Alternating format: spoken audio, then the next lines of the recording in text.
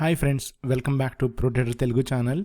So ఈవేళ markets కనుక చూస్తే friends, extraordinary volatility as it ఈస్గా నిన్న మనకి ఎలా అనిపించిందో ఇవాళ కూడా అంతే.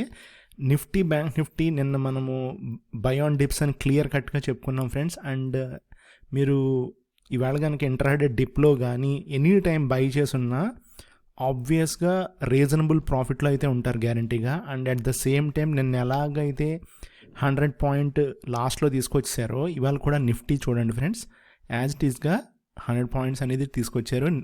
ఈవెన్ బ్యాంక్ నిఫ్టీ కూడా అంతే. సో ఇప్పుడున్న యాక్చువల్గా ప్రజెంట్ స్టేజ్కి, ప్రజెంట్ సిచ్యువేషన్కి ఫ్రెండ్స్, లాంగ్ టర్మ్ ఇన్వెస్టర్స్ అయితే లైట్ తీసుకోవచ్చు. ఐ మీన్ ఈ టైంలో అసలు ఇన్వెస్ట్ చేయడం అనవసరం.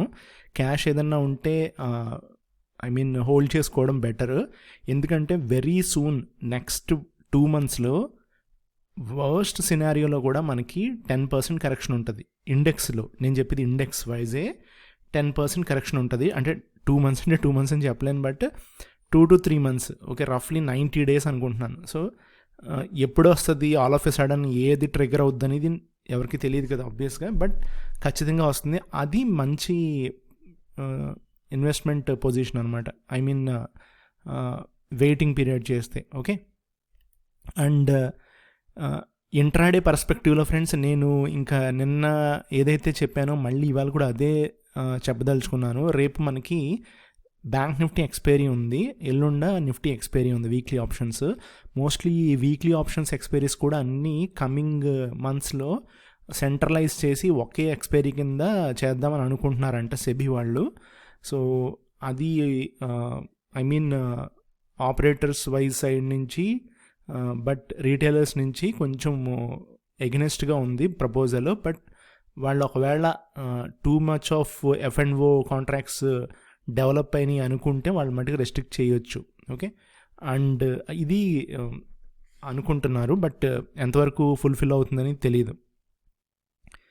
బ్యాంక్ నిఫ్టీ ఒకసారి చూడండి ఫ్రెండ్స్. ఈవేళ నిన్న మీకు డ్రా చేసిన తర్వాత చూపించాను కదా ట్రెండ్ లైన్, అది మీకు హిట్ అయింది చూసారు కదా. నేను ఇంట్రాడే బ్యాంక్ నిఫ్టీలో ఇవాళ చేశాను, అండ్ అది బాగా వర్కౌట్ అయింది. అట్ ద సేమ్ టైం ఇదిగోండి ఈ రెసిస్టెన్స్, నిన్న డ్రా చేసిన లైన్స్ ఇవన్నీ మనము ఇదిగోండి first level of trigger point అని చెప్పి ఇదిగోండి ఇదొక పాయింట్ డ్రా చేసాం. బట్ ఇవాళ చూడండి సేమ్ అదే ట్రెండ్ లైన్ని ఎలాగా మనకి దీనికి వెయిటేజ్ అనేది, రెస్పెక్ట్ అనేది వచ్చిందో చూడండి. సో రెసిస్టెన్స్ ఇక్కడ ఉంది. సో ఈ రెసిస్టెన్స్ ఇప్పుడు డౌన్ సైడ్ వెళ్తుంది. అంటే రేపు ఏమాత్రం ఒక డిప్ వచ్చినా సరే మళ్ళీ ఇంకొకసారి వాడు మళ్ళీ ఇంకొకసారి ట్రై చేస్తాడు, గ్యారంటీగా ట్రై చేస్తాడు ఫ్రెండ్స్. సో నేను ఒకటే చెప్తున్నాను, బ్యాంక్ నిఫ్టీ మట్టికి కొంచెం లాగింగ్లో ఉంది. 55,000 టార్గెట్ ఫ్రెండ్స్, ఓకే. సో నేను ఖచ్చితంగా ఎవ్రీడే పోస్ట్ చేస్తూనే ఉంటాను ఈ quick short term videos Nifty, bank Nifty మీద. సో రెండు కూడా రేపు ఎటువంటి డిప్స్ వచ్చినా, నిఫ్టీ 100-150 పాయింట్ డిప్ వచ్చినా, బ్యాంక్ నిఫ్టీ 200-300 పాయింట్ డిప్ వచ్చినా కూడా it's a great buying opportunity for intraday perspective, okay. Not for even 2 days, not for delivery, not for anything, only for intraday, that to for 1.5 hour అంతే max అనమాట. అంటే క్విక్గా profit వస్తుంది, book చేసుకుని సైలెంట్గా close చేసుకోవడం తప్ప మళ్ళీ ఇంకా అక్కడి నుంచి ఇంకా పైకి వెళ్తుంది. ఈ బ్రేకింగ్స్ ఇవన్నీ మట్టికి అవ్వదు ఫ్రెండ్స్, ఓకే. అది పని అవ్వదు. ఇదిగోండి ఇక్కడ మనకి రేపు ఈ ఏరియాలో మనకి సపోర్ట్ ఉంది కదా, ఇది మనకి ఎవరైనా చిన్నపిల్లలు కూడా డ్రా చేస్తారు కదా. సో ఈ సపోర్ట్ బ్రేక్ చేస్తే ఏంటి అనేది ఒక క్వశ్చన్ ఉంది కదా. సో ఒకవేళ బ్రేక్ చేస్తాడు అనుకుందాం, అప్పుడు మనము ఇంకొంచెం డెప్త్ వెళ్దాం. ఇదిగోండి ఫ్రెండ్స్. సో ఇప్పుడు ఇది నిన్న కాక మొన్న, అంటే లాస్ట్ వీక్ ఫ్రైడే, థర్స్డే, ఆ ఏరియాలో, ఆ టైం పీరియడ్లో మనకి ఇక్కడ ఒక బయింగ్ అనేది వచ్చింది కదా. సో ఇక్కడ బయింగ్ వచ్చింది అంటే సమ్ బిగ్ హ్యాండ్స్ ఎవరో కొన్నారు ఆబ్వియస్గా.